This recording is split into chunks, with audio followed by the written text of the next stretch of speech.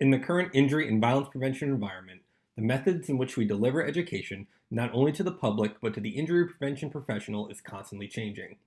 In this week's tabletop conversation, we listened to Dr. Kevin Borrup, the interim director of the Injury Prevention Center at Connecticut Children's and an assistant professor at the University of Connecticut School of Medicine, Sue Prentiss, the executive director of the American Trauma Society, and Belinda-Rose Young, the coordinator for the Southeast and Southwest Injury Prevention Network and the project director for the University of North Carolina's Injury Prevention Research Center, discuss how they view shifting education in a rapidly expanding digital world. Hi, I'm Sue Prentiss with the American Trauma Society, and I'm so pleased to have this opportunity to talk with you all this morning about how education, the delivery of education, is changing for injury prevention. Some of this started before COVID, and some of this has definitely been, we could say, accelerated because of COVID. So at the American Trauma Society, we started having a conversation about delivering injury prevention coordinator education for the folks that are doing this work at our hospital-based roles at trauma centers. We started talking about doing this before COVID. In fact, we had been planning a two-step approach for basic and advanced, with the basic course being in a virtual capacity and the advanced course being in person. And then we saw COVID-19 coming. Now, just to back up slightly, since 2015, the ATS has been the home for a hospital-based injury and violence prevention coordinator course. We've worked with over 400 hospital-based professionals throughout the country in doing this kind of work. So that need exists, but we realized that we needed to break it up. So we've been having those conversations, working on that design, and then we faced COVID, and really the approach it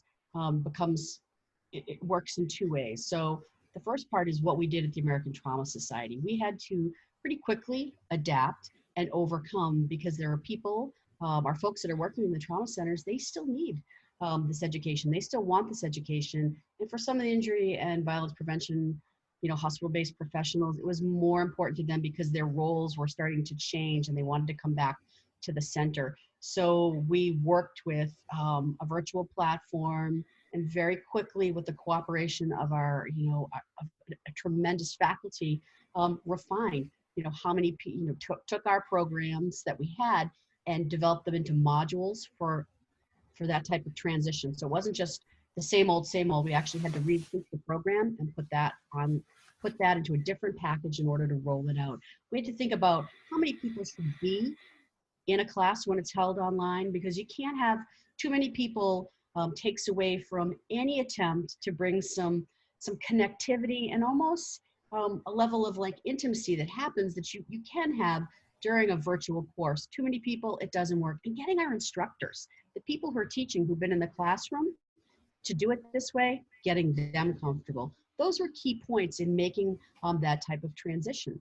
I also want to speak briefly to what we're seeing and we're supporting with the folks on the ground at the trauma centers that have been providing injury and violence prevention. Is we've been engaging them, and they've been sharing their stories and their work that they're doing on, how do you do a car seat check virtually?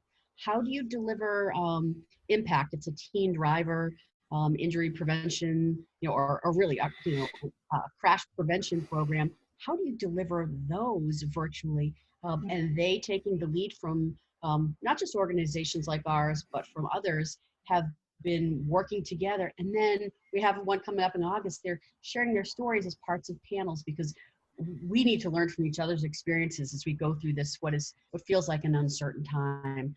And I'll also share with you that, not knowing how this would go, we made the transition, we employed all those principles. And then what we found is that every single course that we offer is full. We started to develop waiting lists. People are really, a lot of our adult learners have been doing their, advanced degrees in this setting, so they're really used to doing it. It was our instructors that we really had, faculty, we had to bring along, and they were happy to come along. So they're doing the work. This month, in July, we did 5 courses so far, which is not a normal month for us. It's usually 1 or 2. 83 learners, because again, we kept the numbers small, and literally from all over the world. So there's a need. It's how you adapt. It's how you prepare. You need to take the material and look at turning it it just can't be what you were always doing. It has to meet the virtual platform. And I also think, again, from the role of working in, with the injury and violence prevention coordinators at the hospitals, we have a job to help them do some of their work virtually, because we still need to be working to protect the public and prevent, injuries and violence wherever we can. So I thought that I hope this is a great way to kick off this conversation and talking about some of our experience at the American Trauma Society. And I'm gonna hand it back. Sure. Great, Sue, thanks. I mean, you really packed in a lot out there, and there's a lot to discuss on this issue. I think that your experiences at the American Trauma Society really mirror what a lot of us have experienced even leading up to COVID and during COVID. And we have a fellowship program now, a long-running fellowship program since starting about 2014, the Haley Pettit Injury and Violence Prevention Fellowship. And we started it as a summer program, and now it's a year-round program. And traditionally, it's been that in-person fellowship for about 4 young women who have an interest in being exposed to injury and violence prevention work. And it's typically for undergraduates. This is an undergraduate fellowship. And we found that we had to quickly pivot, especially during COVID, to making it completely online. And we learned a lot from that. And some of what we learned is that for many students, it's easier. It's easier to come in remotely. There are some negatives to it in that we often incorporated a clinical experience in being able to see what happens in a hospital. And of course, all of the clinical experiences had to be pulled away and out of the program. The other thing that we've been thinking about for a long time is as we move online, we're also able to expand the pool of potential candidates for any kind of training, whether it's an ATS training or whether it's a fellowship. You really broaden the pool because you go from a local pool, maybe in a 30-mile radius, to now a pool of candidates that could be anywhere in the country. And I think that's one of the pivots that really brings dividends to all of us as we expand these kinds of trainings. How about you, Belinda? What have you found? Yeah, I was going to say something along the same lines. I coordinate the Southeastern Southwestern Injury Prevention Network, and we're actually launching our second cohort of Injury and Violence Prevention Fellows this fall. We're really excited about it. So for those that don't know, our network consists of 13 states across the Southeast and Southwest. And so we really wanted to have an opportunity for our students to learn in a lot of schools, injury and violence prevention isn't talked about as much in the common classrooms within the coursework, whether it's an MPH or an undergrad. I am also a doctoral student, and I can attest that in many of our classes, we talk about obesity, we talk about physical activity, we talk about cancer, and those are, all of those things need to be discussed, but I'm typically the sole injury and violence prevention individual. And so having something where students from across 13 states can come together, be able to have peer mentorship because we have multiple students that are involved, but also receive guidance from senior mentors, those that are part of our network, has been a phenomenal experience. We've given students opportunities to develop a project, to come up with something, to run with it, to receive a stipend, which is nice from a student's perspective, and just be able to get that hands-on training that they need and exposure they need before going out into the workforce. So we're helping our students a lot more. Sue, you mentioned something else, which was in-person. How do we do the in-person education to parents, as an example? We have programs where really the idea is to provide just-in-time information to parents. And a great example, I think you mentioned, Sue, which was child passenger safety.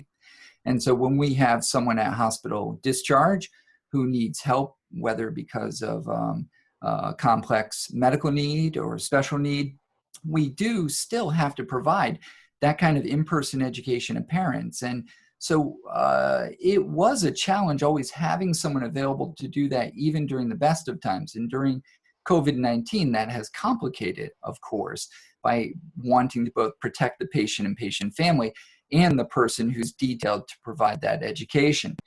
And what we've been able to do is to use a number of technologies like we're using now, and FaceTime for those who have a certain Apple product really works out well with parents, and we're able to provide education to them on the car seat that they have right then and there, if that's all they need. For many families, though, they need more intense kind of help, especially when we're dealing with complex medical conditions. And in that case, our child passenger safety technician puts on the PPE and goes down to the patient family and works with them. And this is still critically important. We had a recent example where our CPST was working with a family, and they actually found a defective seat that the family had purchased and they had. So defective from the manufacturer, a clip that crumbled in their hand. They identified it, and then were able to take one of our stock of seats and provide it to the family physically so that that child could be discharged safely home.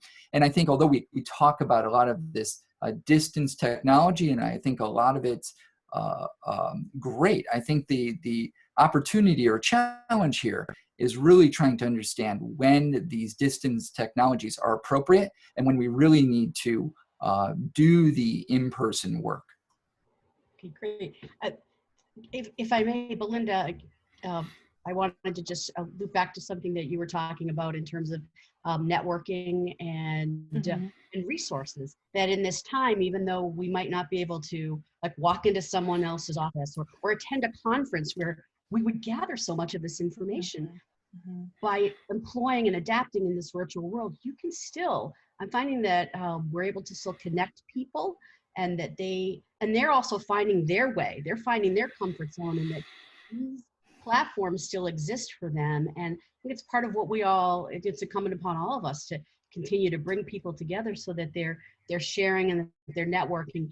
It's a barrier that's easy for us to remove. And I've watched this since March through till now become more comfortable every single day. So whether it's going down and seeing somebody in PPE to make sure the car seat fits, to doing it on FaceTime, to bringing injury prevention folks together, as you normally would if they weren't at a conference but on a call, they all, we're still here and we're still working together, and that's what they want.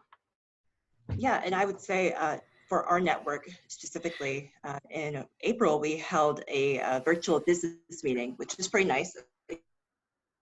Again, our network is peer-to-peer mentorship, right? We're all about sharing resources, sharing knowledge, and receiving that knowledge.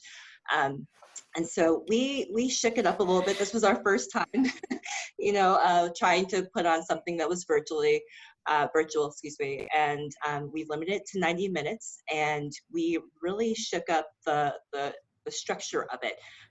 We utilized breakout rooms via Zoom. We had a larger group discussion. We kept it really, we committed to the time. We said 30 minutes and we didn't go past it. We built in bio breaks. And so people found it really, they found it to be a really good time. They were able to meet those that typically couldn't travel to our annual meetings because of budgets, what have you. They're able to jump on. So we had a large attendance, and people were happy about the structure and the time, and they found it good use of their time. Belinda, I did want to respond to something you said earlier, and it was intriguing, and that you mentioned, you're the only one who talks about injury, and of course I get education around whether it's nutrition or asthma or whatever it happens to be. And it's still, with all the courses that the ATS does and all the undergraduate and graduate education we do, there still is a gap here that I find. And this is pre-COVID, during COVID, it will be post-COVID.